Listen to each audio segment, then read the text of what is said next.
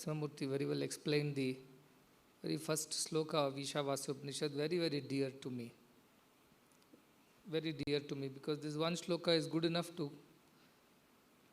transform the world for the better, if only we follow it. Ma grudha kasya sviddhanam. Don't steal, don't seize, don't take things that rightfully don't belong to you, which you don't need. Aparigraha asteya. Don't steal, don't hoard more than what you need. Even if you have the power to do it, don't do it. Because that is wrong. What belongs to the whole of creation, to the ant, the insect, the bird, the beast, to the poor, the rich, everybody has an equal share in God's creation. And therefore the mighty, the strong have a greater responsibility towards those who cannot claim their due. They have to provide the meek and the humble and the weak and the helpless. Tena tyaktena bunjita. Sacrifice and then consume. I was telling, it's not about first you finish bunja and then do tyaga. No. First do tyaga. Before you take something from the creation, ask yourself, what is that I can give back? So first give that and then only take. Tyaktena bunjita. Give and then take. Not take first and then decide, oh, let us all take a philanthropy pledge. Not pledge after you have earned enough. Sacrifice first and then only enjoy, it says. We are putting the cart before the horse. Let us first enjoy. Then let's see if we can sacrifice. We will sacrifice a minuscule of what we have and feel good about it and take a philanthropy pledge and be known and seen everywhere. India said no. You're doing it other way around. You're doing it wrong. First sacrifice and then you accept anything. When you take something from the nature, from the society, from the people, first ask yourself, what is that I can give them in return? So I was explaining to them, there are Rogajivis who keep taking and don't give anything. There are Bhogajivis who only give as much as they take.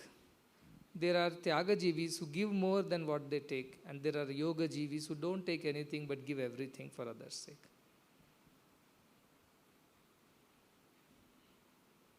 So the difference between a Tyaga and a Yoga is this. We are not discussing Yoga. We have gone beyond Tyaga. Tyaga was you always give more than what you take.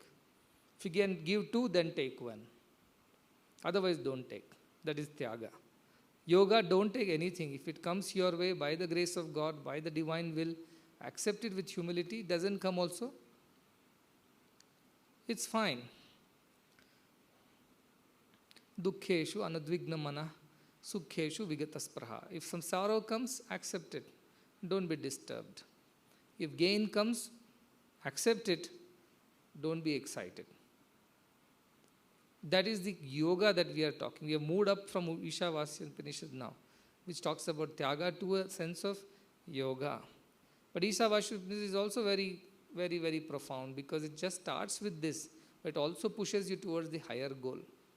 Yasmin sarvani bhutani atmayava anupashyataha. The one who sees that everything is Atman only, me only, sarva bhuteshu chatmanam. I am the one who is in all. Tatona vijugupsate. He never comes to any kind of a situation where he has to trouble himself or hate anybody or cause sorrow to anybody. Why? Because he sees everything is me. How can I hurt? My teeth bites the tongue. I don't knock off my teeth and throw them away. How dare you bite the tongue? You realize tongue is a part of me. Teeth is also a part of me. And therefore, if that has happened, it has happened accidentally, unknowingly, in foolish ignorance, or in adamance or arrogance, whatever be the reason behind why it has happened. Tatona vijugupsate. Doesn't come to any of these negative feelings. Doesn't hate anyone. Yasmit sarvani bhutani atmaiva bhudvijanata. The one who knows everything is Atman only. It has become, Atman only has become everything. Ekoham bahusyam. One has become many. Tatra ko moha ka shoka ekatvam anupashyata. Where is the moha and shoka for that person who sees only one? So while the first shloka and the second shloka are more for the social moral conduct based on the divine faith that everything is God, this other shlokas as you go into the Ishavasya Upanishad take you to much higher thinking. See oneness everywhere, because Ishavasya Idam Sarvam, see oneness. And so what will happen to you as an individual? You will be first, you will save yourself from any sorrow. Vijugupsat, na vijugupsate. You will save yourself from moha and shoka. Who is the first beneficiary of this kind of a vision? Eka. To see one where there is many.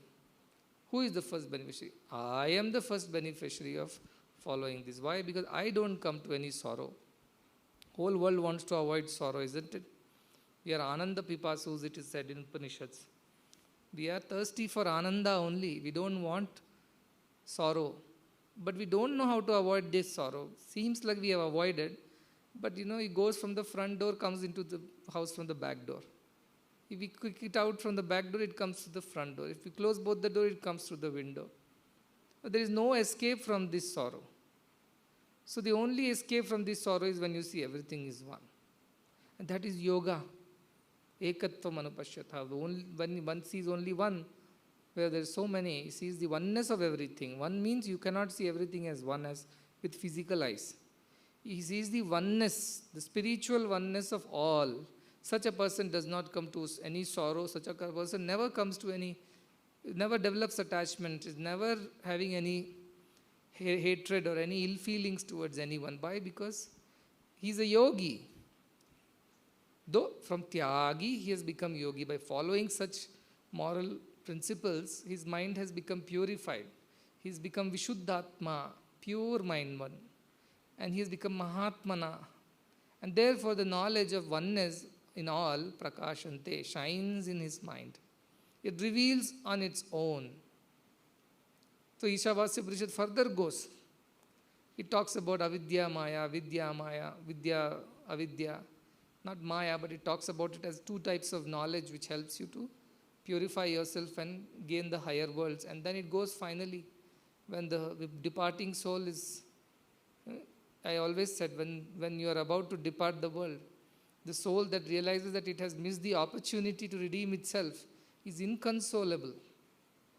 Nothing can entice him now. Can you, for a dying man, can you tell, no, I'll get you 10 wives, all Miss Universes?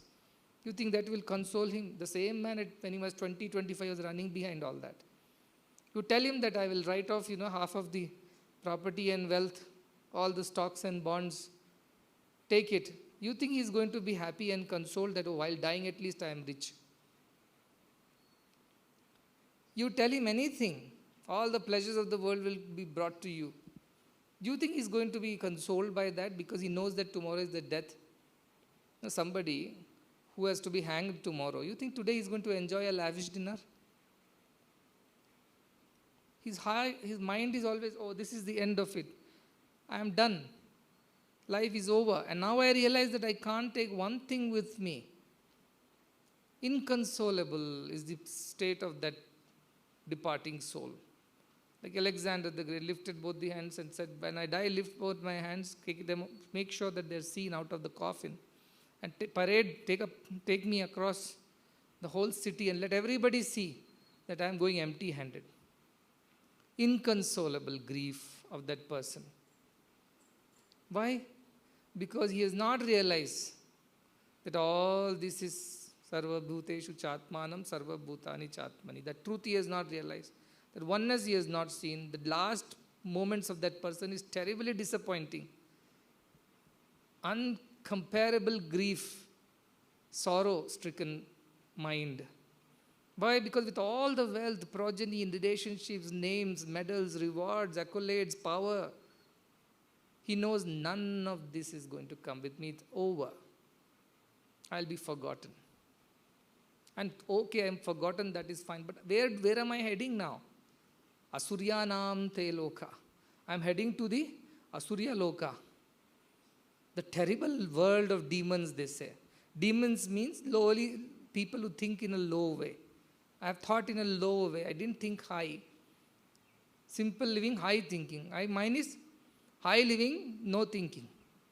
So I am going now to the world of the people, such ignorant people. And it realizes only at that point of death. Till then, we live as if there is no tomorrow. That point when this truth of death strikes us in our face, this realization comes, oh my God, where am I heading? Don't even be doubting. You're straight heading to Asuryanam Loka. It's confirmed, guaranteed. Andham Tama, blinding darkness. That is the Asuryanam Loka you are ending. Means terribly ignorant people will stay there and suffer and suffer and suffer in their ignorance. Is this a snake? Is this a snake? Suffer. It's only a rope, but they'll suffer because of the blinding darkness. Anything they touch, they'll suffer. Anything they hear, they'll suffer. In the ignorance of darkness. Hano Jana, they say. Atma Hano. They have killed themselves. Atman. They have killed that knowledge of the self in them. That's why they've killed them. So they are as good as they have committed suicide, it says. Ishavasyamidam sarva. This same Ishavasya Upanishad. And then goes all the way till the dying, departing soul, who has done everything good, he prays to God. Hiranmayena patrena satyasyapihitam mukham. O golden vessel. The golden vessel means the Atman. It is compared metaphorically as a golden vessel in which something is kept and hidden. Its mouth is covered. What is covered? Satya is covered. Apihita is covered. Its mouth is covered. Satyas apihitam mukham. So he plays Tattvam Pushana Pavrunu. O Lord Surya, Aditya, they consider him as the Lord. He says, oh Lord, please, Apavrunu, remove that lid, remove that cover from this golden vessel in which the truth is hiding. Because I haven't found truth still. And why should you do this favor to me? Satya Dharmaya Drishtaye. I have done good. I have lived a life of truth and dharma. Therefore, do this favor to me. I beseech you that you reveal yourself to me because I have led a life of Satya and Dharma. You know about what I have done in my life. Tyaktena Bunjita I have done. Magridha Kasyad Siddhanam I have done. I have followed your Vidya and Avidya. I have worshipped you through rituals. I have also meditated and tried to understand you. I have done the best that I could with the human life of 100 years. Please reveal yourself to me. Let me not go disappointed. And praise. I am dying now. Why you run anil amrutam athedam? My breath is now merging in the amruta anila, means the immortal breath of God. I am becoming one. My breath is leaving me. Prana is leaving me now. There is nothing more I can do. Bhasma antam sharira. My body is going to become ashes. Om Krito Smaram, Kritagum Smara, Krito Smara, Kritum Smara. Remember, O mind, the good that I have done. Or remember, O God, please remember the good I have done in this world. Please redeem me of this limitedness, it prays. What else can I do at this point? Bhuishtham namoktim videma. I am bowing down to you, I am praying to you, I am beseeching you, I am begging you. That all the good that I could do in my life that you gave me, I have tried to do to the best of my abilities, sincerely, honestly. And now I come standing at the doorstep of death. Let me not plunge into the Asuryanam Loka. Agne Naya Supatha. Take me via the golden route, the higher road towards yourself. Don't let me slip down into the dark worlds of demons, which we think as hell. So Ishavasyam explains all these things towards the end. It says, please redeem me. See, that was the clarion call of Indian Upanishads, where everybody knew their goal of life was to see oneness in everything, thereby get over sorrow, thereby get over attachment, lead a life of truth and dharma, satyam vada dharmam chara. And therefore, because I am satya dharmaya drishtaya, I have followed the path of satya dharma. You redeem me now, I deserve it. I don't deserve to go to the dark hells. I deserve supatha. I deserve the noble, grand, golden paths towards you. That is the idea of Ishavasya Upanishad. Just imagine this idea has been there for thousands of years in India, yet our present generation is wandering in Asuryanam Loka only. Because that is what is happening there. They're drowning in the ignorance of the mind which doesn't see the truth and doesn't even know there is a truth. Suppose they know there is something to be attained, there is a hope. He doesn't even know, the mind doesn't even know. Think this is all it is. That's why I keep repeating again to our students, because I want this to get inside their head so deeply that never again it should leave their minds. This thought. What is the thought? If you believe there is no other thing beyond this world and all this eat, sleep, enjoy, make merry, that is all you think is your goal in life, then be prepared. That misery will be yours, guaranteed. Puna puna vashama padyate, may you'll again and again and again and again come back to this world and suffer. I can come back to this world, there is no harm, but with my choice to help someone, not being pushed into it like a slave. I'll rather come as a master and help others than come as a slave, bound by my own, bonded by my own karmas. I don't want to be that. So Ishavasya teaches. Anyway, he started, so I thought I'll give a brief of what it is. So beautiful. Just one Upanishad teaches you so much. See the oneness. And what we are trying to do right now with all these sadhana or what practices that we are following is trying to see if we can understand that oneness, that one consciousness, Ishavasyam idam sarvam. Can we understand it? Can we experience it? That is all the effort. It is because without that nanya pantha ayanaya vidyate, there is no other way. Selling Shvetashvatara Upanishad was telling this. Vedaha metam purusham mahantam. I have known the Purusha, the supreme being. No offense to the women. Purusha is not a male figure. It. I've seen him, or I've seen that supreme being. Vedaha metam purusham mahantam. Aditya varnam. Why? Because compared to Asurya nam andha loka, tama loka, he is Aditya varnam. This side is darkness. Darkness, tamasoma, jyotirgamaya, the darkness of the world of ignorance, versus Aditya Varnam, full of effulgence. Tamasaparastat, beyond all the darkness. Tamasoma, jyotirgamaya. That Purusha, that supreme being, that one consciousness, I must know in order to get out of this world of darkness and enter that beautiful world of effulgence of the divinity. And there is no other way. The Upanishad says very clearly, if you think there is any other way you can manage this, you can bribe Yama at the time of death. I'll write 2-3 properties in you or any Yamaduta of your choice. You try to bribe him. You think he's going to take your bribes. Na anya panthayana vidyate. One fellow is there in Bangalore, one fellow. So I told him, where is your driving license? He said, I don't have driving license, I lost it. Why don't you get it made? He said, oh, I don't have time, I have to go to office, I have to go to this, I have no time to make a driving license.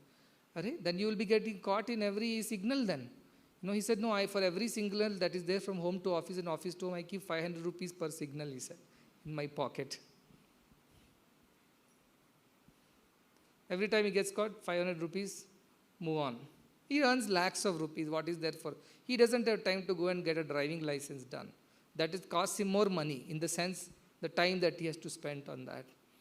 Whereas what he does, he keeps a 500 rupee note in his pocket for every signal. There are 3 signals from his home to office of 1500 rupees. While going, 1500 rupees is coming. That is the budget he keeps, just in case he gets caught. He never gets caught, or whatever be the reason. But you do try doing this to Yama. Try doing this to these devatas who are finally coming to fetch you. Nothing will work. Na anya pantha ayanaya vidyate. There is no other way. Then why are we fooling ourselves thinking that there could be some other way, or simply closing our eyes like the ostrich, burying our heads in the sand and assuming that there is no enemy around? Nothing will happen to us. Is that not what we are doing when turning away from God and spirituality, knowing very well that that is the ultimate end? We have to face death, we have to face truth at some day. And then we still want to bury our heads into the worldly pleasures and thoughts and feelings and associations, so that we can forget for the moment that there is such a truth exists. How foolish is that act itself? You see children playing hide and seek in their homes. They close their eyes and think nobody sees them. Have you seen little children playing hide and seek? They are completely visible, top to toe. They'll tell parents, come and catch me. Where are you? I'm hiding. What you're hiding? You're hiding your face, that's all. Putting both hands together. Because they cannot see death, it doesn't mean death is not seeing them. Because they cannot see the truth, that doesn't mean truth is not watching them. Very much it's watching. So how long do you want to play this hide and seek? How long do you want to fool yourself that you are not being seen, you will not be caught? At home, parents may play along. Where are you? Where are you? Where are you? And things like that. Yama, you think he's going to play hide and seek with you? He'll come straight wherever. If actually you are really hiding also, he'll come searching for you in all the 14 lokas. Wherever you're hiding, he'll come. He has access to all the lokas. Even if you try to hide anywhere, he'll come there. So why should we waste our time? Narada Bhakti says, Ardha kshanam na vyartha kuru. Or not even half a second you should waste. Ardha kshanam. Forget 1 full second. He is saying Ardha kshanam also you should not waste. Pursue God. Relentlessly. Ardha kshanam. That is the clarion call of our Vedas Upanishad. Redeem yourselves. Save yourself. Because once you know Him alone, you will be able to redeem yourself. Vedanta Vijnana Sunishchitartha. Having known the Vijnana of the Vedanta, you become Sunishchita. Completely confirmed, established in the truth that yes, this is the only way and there is no other way. I cannot fool myself that there is another way and I will manage it at the end somehow or the other. No. Sannyasa Yoga. Yataya Shuddha Sattva. Become pure through Sannyasa Yoga. Sannyasa Yoga means detachment from everything. Live as if you have to live, performing your duty, but in the mind, absolutely detached. Yes, God has given me a duty, I am performing, I am playing along with God. Te Brahma Loke, otherwise Asurya Loke. Only they reach the Brahma Loka, Paranta Kale, at the end. Paramrutat, beyond everything they reach. Parimuchyanti Sarve, after having freed themselves of all attachments. They alone reach. All others are condemned to come back to these dark worlds, is what it is said. We may all think, I have not seen the dark world, I don't know it really exists. And therefore I don't have to bother about it. It is just like the ostrich is burying its head and thinking, the hunter is not around, he cannot see me. Or the child who puts his face behind his palms and thinks it is playing hide and seek.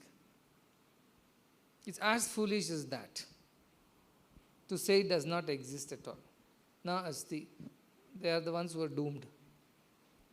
They are fooling themselves. They are deceiving themselves despite all the Upanishads, really screaming on top of their voice from tens of thousands of years. This is the only way, there is no other way. This is the only way, there is no other way.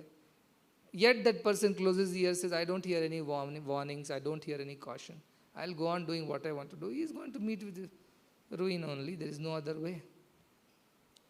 Vinashyati, destroys himself.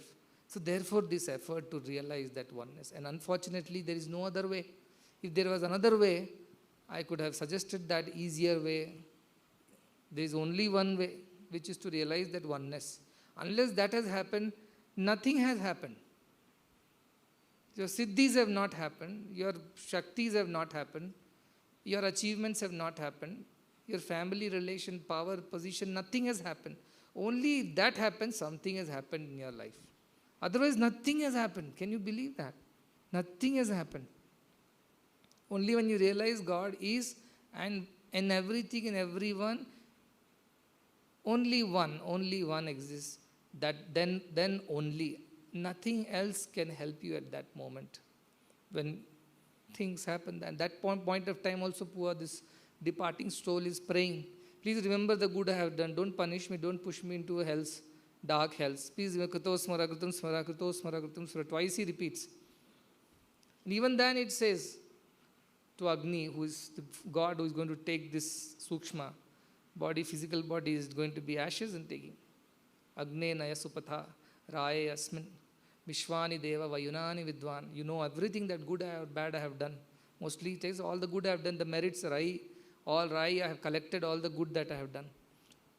Please, you know about all those things. Even if suppose something I have not done, some mistakes are there, Yudhyasmat Juharaname, no. Please destroy whatever sins, whatever aberrations, whatever deviations I have undertaken, knowingly, unknowingly. Vihitam avihitam va. Anything that I have done, please destroy it. Bhu Vishtham, I bend down to you, I bow down to you, Namauktim Vidhema, and I praise you. I beseech you, beg you. After having lived a life of Satya Dharma, he is telling all this. If you haven't even led a life, you think you'll just be able to have the repentance coming naturally to you. No? Fear, sorrow, or the feeling to avoid punishment make you cry in front of God. That if I don't cry and ask forgiveness, then I am going to be punished. Krishna says in Bhagavad Gita, of self-control, I am punishment. Means everybody has to be punished for what wrong they have done. Karma will punish them. But for that you go and begging forgiveness, it's not going to forgive you the karma. Karma dati vashma, I always say. Is it possible to cross over this karma? No. Therefore, the only thing that can save us is realizing ourselves. Anything else will not save us. How many good you did, they say you go to some heaven or accordingly go to hell, whichever. But to have redeemed ourselves, paramrutat, that requires only realization of the self. Unfortunately, when I told this, don't steal away the opportunity, ma grudha kasya svidhanam. Dhanam means what? Somebody's wealth, property, or achievements, or name, or the credit. We will compare like this. Now he said that it also means the right to live for animals, right to survive and sustain for plants and environment, water, air, earth, forests. Magada, none of these we should take from them because they also have equal rights. I went and told, no, one more dhana is there. The right of every child to realize his or herself. Who is stealing this away? Teachers and parents and the society is stealing the right away from that child. When the child is born, you are my son, grandson of so-and-so, great-great-grandson of such and such great person. You fooled him into a lie. Why? Because you yourself are a fool. Andhe naiva niyamana yathantha. You are blind, so you are making a child also, taking also blind, leading the blind. The mothers don't know that they are Atman. Fathers have no idea there is Brahman. Teachers don't care that anything exists beyond the classroom teachings and degree certificates. Have we not denied the child the right to know his true self and thereby redeem himself or herself? Have we not stolen that amazing opportunity from the child the moment it is born to realize and redeem? Because of our ignorance, our foolishness, our incapabilities. Is that not a sin, is my question. It is equally a sin as you deny right to an animal to live or right to another person to have what duly belongs to them. Just because you are a parent or a teacher and you wield some influence over that poor, innocent, helpless child, you provide food, shelter, security or education, you are stealing away the great opportunity from that poor child to redeem himself. You are pushing him into the Asurya Nam Loka. Why? Because you yourself are ignorant. Blind leading the blind. So what a responsibility before you become a teacher or a parent. I don't know the truth. What will I bring this child into the world and teach the truth? Because I must know it. As teachers, we don't know it. As students, we don't. Of course, we won't know it because teachers don't know it. Parents don't know it, so children won't know it. Society at large does not know it, so the member of society also does not know it. And anybody who tries to know this, they are considered mad people. They're outcast.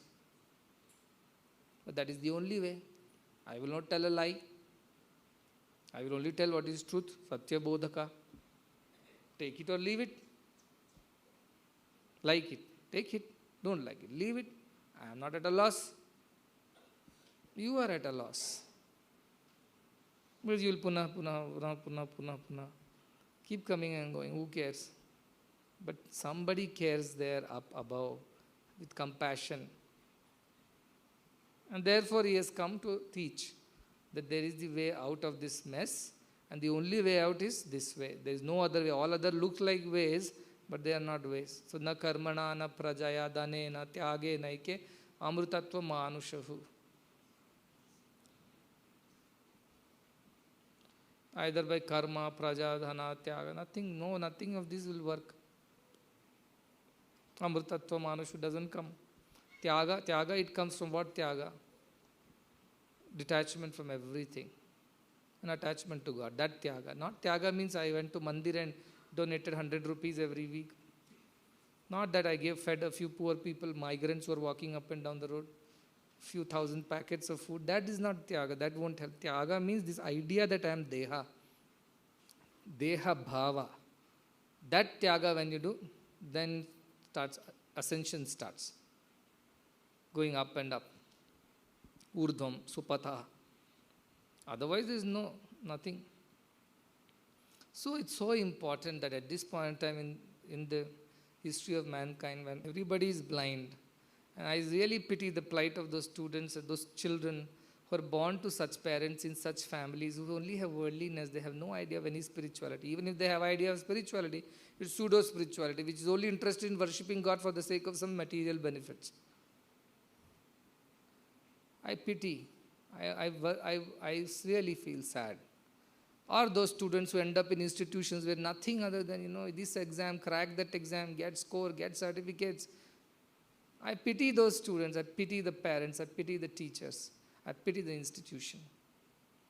What are you doing to those children? Gridha kasya svidhanam, you said, Ma Gridha. You are stealing away. You are snatching away a beautiful opportunity for the child to blossom into a divine being. You are snatching it away. Because the child is helpless, he is meek, he is dependent. So it's your responsibility to provide the best. And what is the best? Not an admission to the best international school. Before the child is born, they go and book a seat, paying lakhs of rupees donation. Not that best. Because all these things at the end will not help you, help the child. This is not the way. But what to do? The parents are ignorant, their grandparents were ignorant, great-grandparents were ignorant, great-great-great, curved back to the whole lineage was ignorant. So poor fellow is born, what can he do? He has to go through the same nonsense. What a plight, what a plight. Though Upanishads say so much, so many gurus, masters, India is the very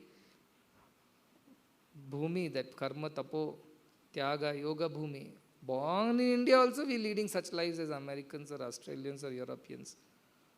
What a plight. We can forgive them, they don't have such philosophy at all. So if they make a mistake, they have made it ignorantly. Or rather we say innocently. If we make mistakes as Bharatiyas, with all these scriptures backing our hundreds and thousands of years of wisdom, collective wisdom, experiential wisdom, backing our life, supporting our life, yet we ignore all this, what should we tell about that person? Atmahano janaha. They have killed themselves. Why? Because they have already decided they don't want the Atman. So it's as good as you're dead. So they are dead bodies, zombies.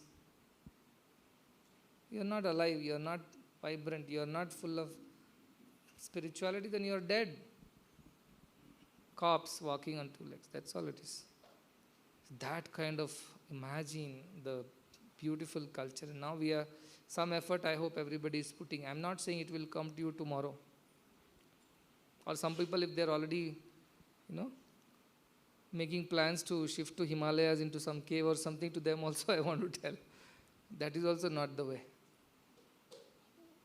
Only way is where you are as you are that. But to realize that Kavad, Mala, Vikshepa, Avarna, all this we have discussed. So remove all that, you will reach that. So beautifully our Kathopanishad says, everybody knows Indriyani Paranyahu, Indriyebhya Paramanaha, Manasastu Parabuddhi, Yo Buddhe Paratastu Saha. Gita tells us beyond the Indriyas is the mind, beyond the mind is the Buddhi, beyond the Buddhi lies that, the ultimate. Beyond the Annamaya, Pranamaya, Manomaya, Vijnanamaya, beyond even the Anandamaya lies that. Because if Ananda also is experienced, it is an experience.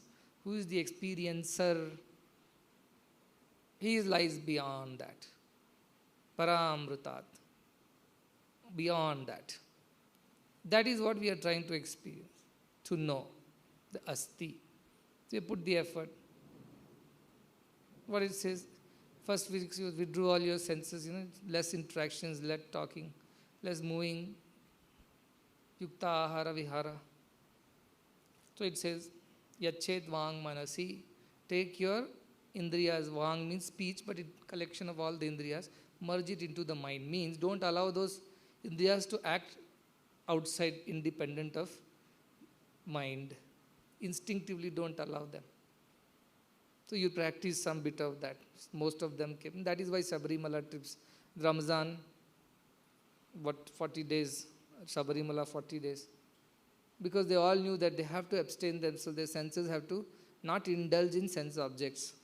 That's when purity, some bit of control will come. So we have done the first part, Yachet Vang Manasi, Prajnastat Yachet Jnanam Atmani. Now mind should be merged in the buddhi. That also we have done. We have done the discrimination part of it. Control of senses, vagaries of mind we have done. We have done the Yachet Jnanam Atmani. We have taken the mind and merged into Jnanam Atmani, means the buddhi part of it. Why? Because buddhi should now decide. What is buddhi being told? This is worldly, that is spiritual. So let us focus on only spiritual. We are here for that. Then the next step is says, this Jnanam Atmani Mahati Yachet. Take this buddhi and merge it into the self. Who am I? Brahma, Aham Brahma, whatever. To merge that. That process is going on. We are trying to merge that buddhi, but still it is a intellectual japa only going on right now. Somebody said, I meditate on the attributes of Brahman. I said, there are no attributes of Brahman. You are going back to some other. But it says, Yachet Jnanam Atmani Mahati, it says. Mahati means the manifest form. So some attributes you are thinking because you have Satya Sai Baba to compare and say Brahman must be like that, must be like this. Again, Satya, you see the deviation happens to Sarguna. But it says one more step is there. This is not the end. Tat Yachet Shantam Atmani. Go beyond one more step. After also you attain samadhi of having merged your buddhi into that jivatma, that self-experience of the self, there is one more step. Shantam Atmani. That one is the ultimate. So first you have to, doors are there. You keep crossing doors and finally reach. Vaikuntha has 7 doors this year. So one step by step you have gone. But beyond the 7th door only it lies. 7 chakras or 7 doors. Beyond the 7 doors only it lies. That's when you have darshan of who it is. So you have to practice that. If you come and now your buddhi is merging into the Atma Bhava. Means at some moments while chanting, it may happen that you forgot that you are chanting. There are some moments that act of chanting is gone. Chanting is happening, but you are not aware of it. You are getting merged in another feeling which is beyond this chanting. The awareness of chanting goes away and you are actually experiencing something. What is it? It's a very peaceful state. Shanti is its nature. Shanta Atmani. So when you reach that stage, when your Jnanam Atmani happens, and then you have to go to the Mahati, that is the self-experience of that self, that is Samadhi. Beyond that Samadhi lies this. Shantam Atmani, they say. Beyond that is that. Yadvaita, that is that. So that experience of awareness, the consciousness is that ekatvam. See, Samadhi is not ekatvam. You may attain Samadhi, but do you feel everything is one with you? No. Only Samadhi, what has happened? Your buddhi has got merged into the, means Indriyas have merged into the mind, mind is collectively merged into buddhi, buddhi has gone and merged into the self. Beyond that lies that what? Ekatvam anupashyataha. So if you think by Samadhi we are done and happy, also I touched Samadhi and now I have got Samadhi, you can fool Yama with that Samadhi certificate. I have Samadhi. Samadhi is not, that is your own joy, you experience some bliss. That doesn't qualify you. what you call for pass. It is a fake pass. It is invalid. This far is valid, after this is not valid. Within Maharashtra valid, you can't cross over into Karnataka with this pass of your commissioner of Maharashtra. You need to get another pass for Karnataka commissioner from. So beyond that is not valid. The samadhi is not valid. Beyond that, if you want to go away from my clutches and become that, ekatvam anupashyataha, you have to know the oneness of the whole creation. And that will come when you continuously practice this, mind becomes purer and purer. All the time you are absorbed in that self. Then even without effort of sitting down and meditating in a corner or in a cave, walking, talking, moving, that experience will become a natural experience. From that experience emerges this jnana, asti. Then experience. It is not over yet. If of all these things you have absorbed your mind into the state of self, good. You are the closest now. You are very near. But the real game changer is when moving, sleeping, talking, walking, in every moment this awareness, everything is self, consciousness. Everything is consciousness. All is one. That ekatvam anupashyati alone will remove you from moha and shoka. The samadhi will help you at that moment to overcome moha and shoka. But that moment you have absorbed your buddhi. But the moment you come out of samadhi, what will happen? Back to normal. Then you are again disturbed, you are agitated. Because you are again to go back to samadhi, you have to go back into one room, lock yourself up, and get rid of all the thoughts, start A, B, C, D. But if you have already done this practice continuously for a long time, it means you have to continuously keep your mind pure. Apramattena, it said. Never err. Never deviate. Never deviate. Means after this also, for the rest of your life also, you should never deviate from this path. Never deviate. Again, don't get into lying. Again, don't get into anger. Again, don't get into kama, krodha, lobha, moha, madha, matsara. Then you have made your mind impure. So again, start from A, B, C, D. So here, when you have reached this far, you have to maintain that. Reaching is easy. Staying is difficult, they say. To stay in that state forever, it means unless you experience that all the time, it's not possible to stay in that state. You will come back.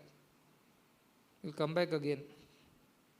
So that is why it says Prabhava Apyayo. I told these boys also that yoga is considered as both. Yama says Prabhava Apyayo. It can grow and it can diminish. So that also is the danger. You may reach there, but if you don't cross over with the velocity, I call escape velocity, and get permanently installed there, established there in your orbit, in your circuit, there is every possibility you will, like a bad launch, you will crash back. So that idea of staying there is the ultimate idea. But to know that how beautiful it will be if you stay there is, one glimpse of samadhi will tell you. If one moment, 10 minutes, half an hour has helped you like this, then if you continuously stay in that state forever, oh, what a joy. That thing will happen. Somebody wrote to me, Swami, we say in economics, you could tell any pleasure is temporary. You know, eat one gulab jamun, you're happy. 2 gulab jamuns, happier. 3 gulab jamun, happier. 4 gulab jamun, no, I don't want. 5th one, you hate gulab jamun. 6th one, you hate the person who gives gulab jamun also. They don't come. Enough is enough. So everything has what you call diminishing marginal utility. All pleasures of the world are like that. First, happy. Second, happier. 3, happiest. 4, unhappy. 5th, disgusted. 6th, hatred. 7th, enmity. Whoever brings that.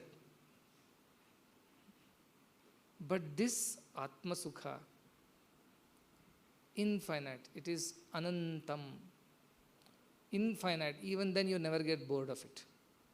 You're always happy in that state. So to attain that state is all the effort of all human life should be.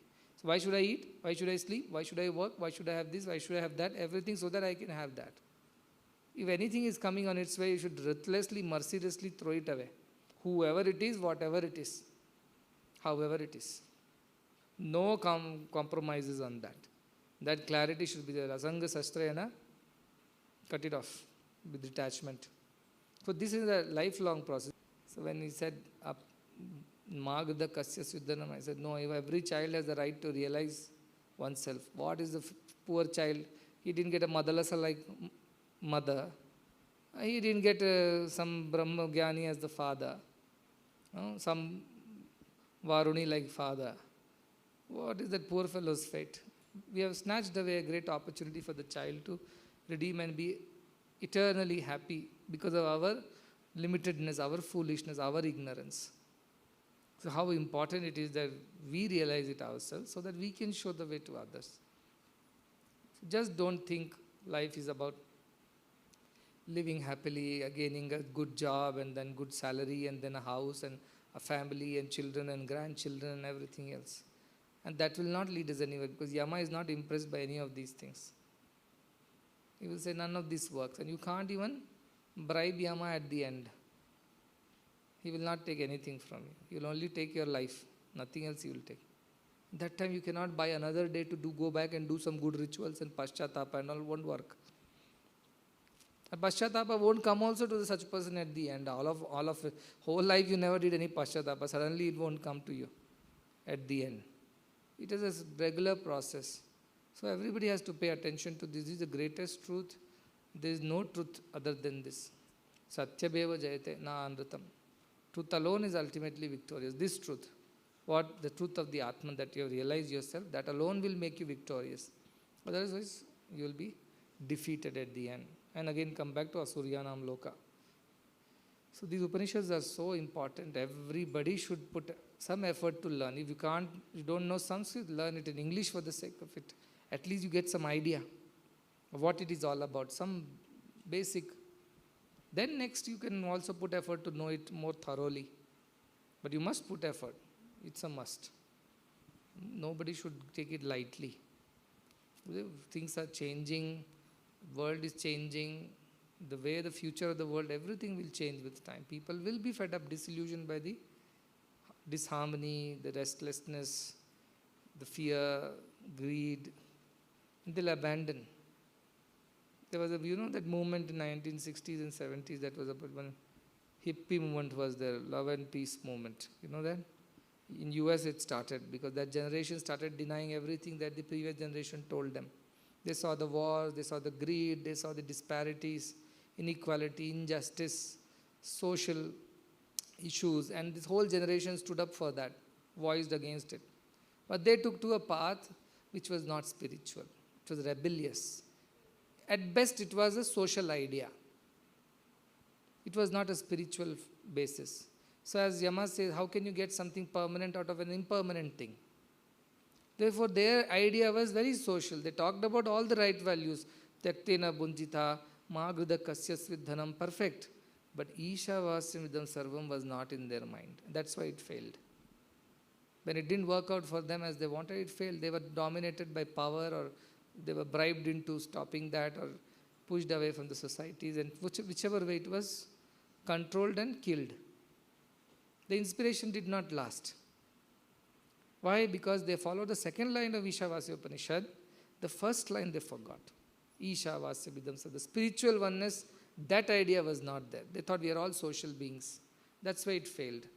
This time, if another movement has to start of love and peace, which should sustain itself through all the odds, through all the opposition, through all the restrictions, and through all the adversities, then it has to have a very strong spiritual foundation. And that is why the first line of Ishavasmidam Sarvam is so important. Otherwise, all those revolutions will collapse. It won't achieve anything. It won't go too far into the future. So now the revolution will be a spiritual revolution. A lot of revolutions we have seen. Communistic we have seen. Socialistic we have seen. Then revolutions of war-like revolutions we have seen. Peace revolutions we have seen. However, spiritual revolutions we have not seen so far. A worldwide spiritual revolution. That worldwide spiritual revolution alone can change the world for good. And that is beginning somewhere in small pockets here and there. At some point in time, all these little efforts across the world will join together and become a huge movement. And from movement, it will turn out to be a revolution. This will happen with passage of time. It may not happen in 1 or 2 years, but it will happen eventually. So you are going to be a part of that. You know, you might be leading that for all you know. So you have such a beautiful future in ahead to redeem not just yourself, Atmana Mokshartam, Jagata Hitaya. That also is going to come your way. So gear up for that wonderful future. Don't be lazy. Don't be complacent. Uttishta, Jagruta. Be aware, be alert, be ready. Till you reach it, Prapya Varanya Bodhata. Till you reach and understand, experience it, don't give up. That is the idea of the Upanishads.